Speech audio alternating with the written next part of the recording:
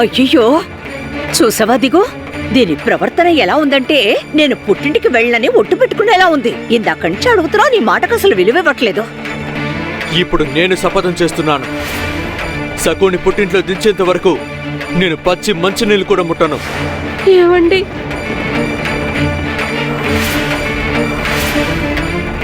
అన్నం తినను, నీళ్లు తాగను.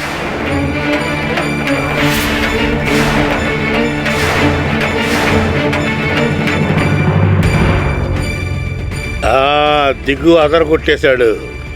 ఇక సక్క నోటికి తాళం పడినట్టే. ఏమండి, నా వల్ల మీరు నీళ్లు తాగకుండా దాహంతో ఉంటారా? నేను ఇలా ఉండకూడదనుకుంటే వాదించకుండా బయలుదేరు.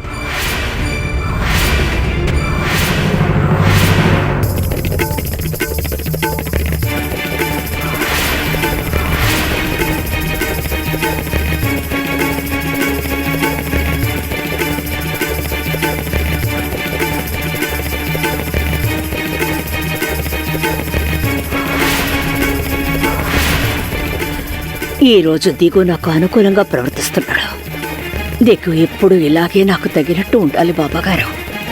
ఈ రోజు వీళ్ల వివాహ బంధం శాశ్వతంగా తెగిపోయింది. దిగు విముక్తుడయ్యాడు, నేను గెలిచాను. ఇది ఇక్కడి నుంచి వెళ్ళిపోతే దిగు మాణిక్యం మీద మనసు పడేలా చేయొచ్చు. ఏమండి, వద్దండి వద్దండి. ఏమండి, నన్ను ఇంట్లోంచి వెళ్ళగొడదాం అనుకున్నావు కదా దిగు.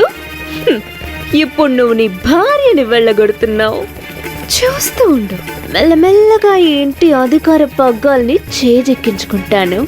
అమ్మ కంటే ఎక్కువగా పెత్తనం చేస్తాను.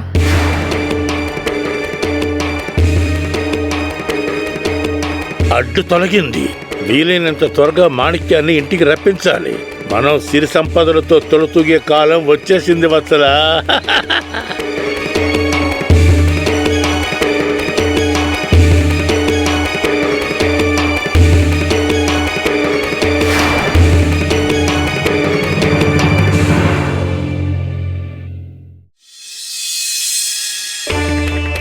ఏం లాభం?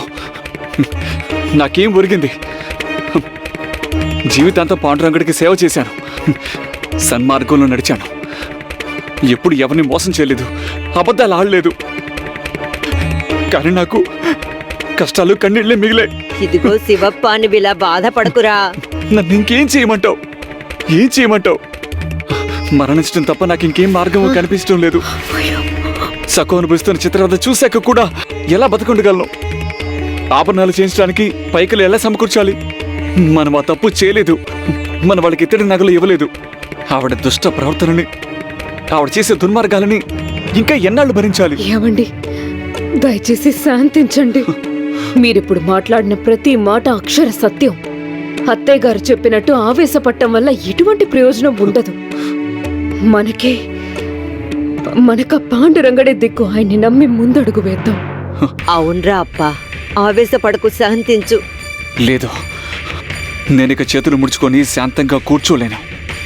నువ్వన్నావు కదా కష్టాలు తీరితే పండరీపురానికి వస్తానని. లేదమ్మా, మనం ఇప్పుడే బయలుదేరదాం. వెంటనే పండరీపురానికి వెళ్దాం.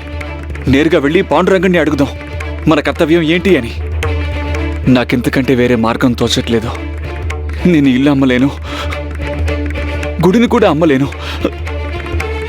ఎందుకంటే సకు ప్రమాణం చేసింది, తన మాటని కాపాడాలి. ప్రస్తుతం నాకు మిగిలింది ఇదొక్కటే మార్గం. పదండి, పండరీపురానికి వెళ్దాం. బయలుదేరండి.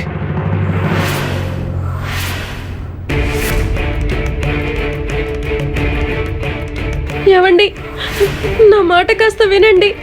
ఏవండి, వద్దండి.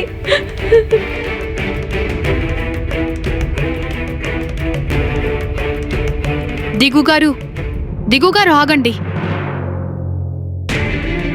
మీరు నిజంగానే చిన్నమ్మగారిని పుట్టింట్లో దించడానికి తీసుకువెళ్తున్నారా? ఇప్పుడు నువ్వు తన పక్షాన మాట్లాడకు. చిన్నమ్మగారు చాలా అమాయకురాలు. అమాయకురాలు కాదు, మూర్ఖురాలు. తన వల్ల నాకు బాధ, అమ్మకి బాధ. నిజం చెప్పాలంటే అందరికంటే సకుకే ఎక్కువ బాధ. కానీ తనది గ్రహించట్లేదు. నీకు తెలుసా నిన్న ఇంట్లో ఏం జరిగిందో? తెలుసండి.